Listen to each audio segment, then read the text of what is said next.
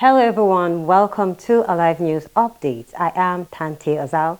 Now let's take a look at some stories making the headlines. President Tinubu approves 5 billion naira for each state to ease subsidy removal on vulnerable Nigerians. The planned arraignment of Godwin and Emefiele over alleged 6.9 billion fraud adjourned. We have on the foreign scene, Ukrainian drone damages building in Moscow disrupting air traffic. In sport, Toby Amusan finally cleared of doping allegations. And in entertainment, Nairo Marley joins NDLEA campaign against substance abuse.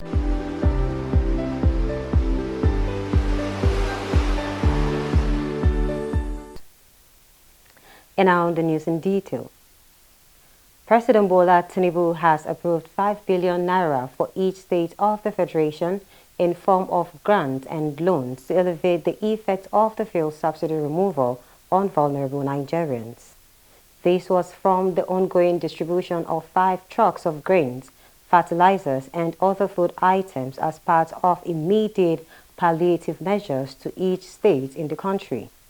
Governor of Borno State, Babagana Zulum, stated this as part of the issues raised and agreed upon during the National Economic Council meeting presided over by the Vice President, Kashim Shettima.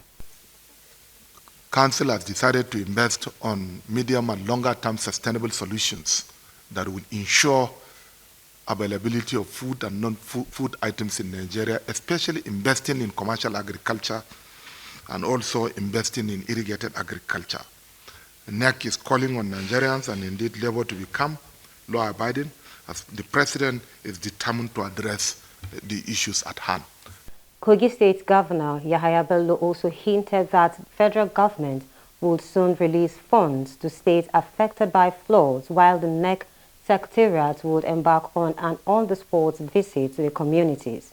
The council also expressed concerns on the refusal of over 15 states to submit the report of impact of the 2022 flood in their respective states.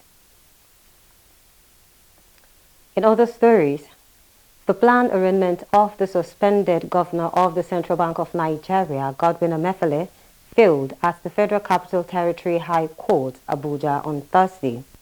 Though Emefiele was in court, the second defendant, Saadatu Yaro, was absent, prompting the arraignment to be shifted till August 23, 2023.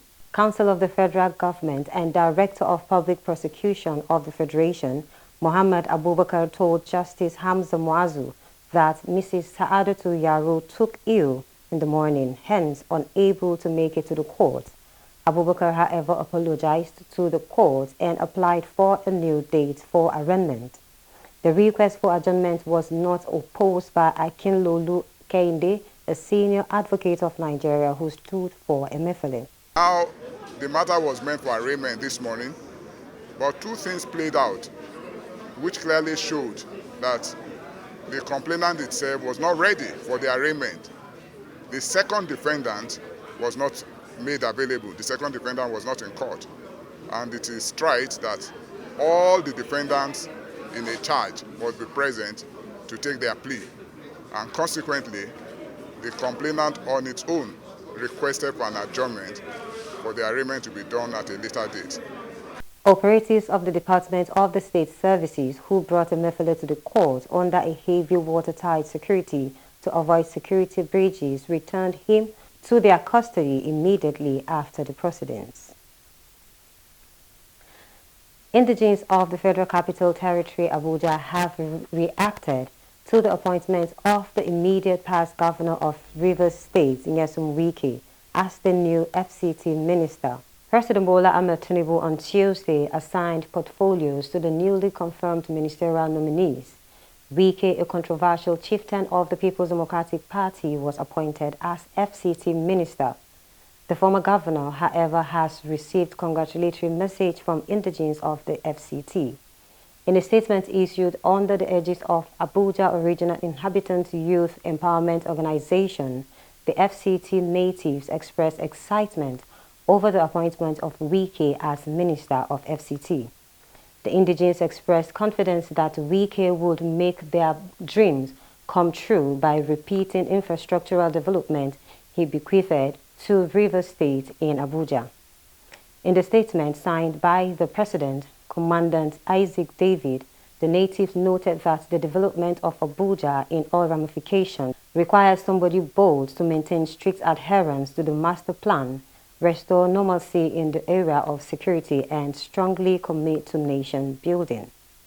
Moving to the foreign scene, a Ukrainian drone smashed into a building in central Moscow on Friday after Russia air defenses shot it down, disrupting air traffic at all the civilian airports of the Russian capital.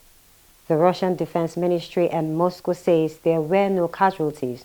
The drone fell on a non-residential building of Moscow's Expo Center complex in the early hours of Friday.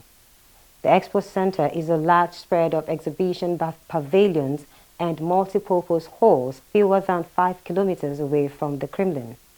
Air traffic was briefly suspended at four major airports around the capital, though they were later reopened. Russia's Air Transport Agency said 7 flights were redirected to alternative airports. Now in sport, World Athletics has given sprinter Toby Amusan the green light to compete in the upcoming World Championship in Budapest, Hungary. In an announcement, the Athletics Integrity Unit confirmed that Toby Amusan did not commit an anti-doping rule violation. Amusan was provisionally suspended by the AIU for missing 3 drug tests, but the Nigerian decided to contest the charge. The World Championships remains the only competition Amusan has not had the opportunity to defend after she successfully defended her Nigeria African Games, Commonwealth Games, and Diamond League titles.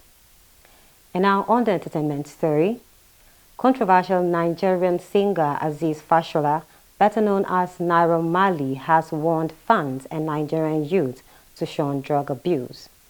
The singer paid a visit to the Nigerian Drug Law Enforcement Agency chairman, Buba Marwa, at the agency's headquarters in Abuja on August 17, 2023, where he declared his support for the fight against substance abuse. Naira Marley, in a video shared by the NDLEA spokesperson Femi Babafemi via Twitter, urged Nigerians to stop all substance abuse, stressing it poses a threat to health.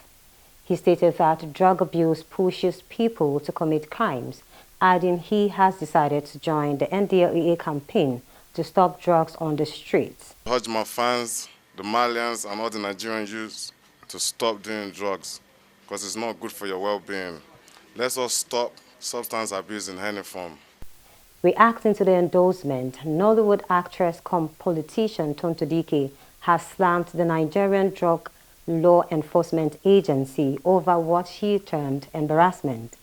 Tonto Dike, in a post via her Instagram page, frowned over the singer's decision to join NDLEA in fighting drug abuse, saying it is a big embarrassment to the agency. And that's all we have for you at this hour. Thanks for watching. Keep watching Alive Television.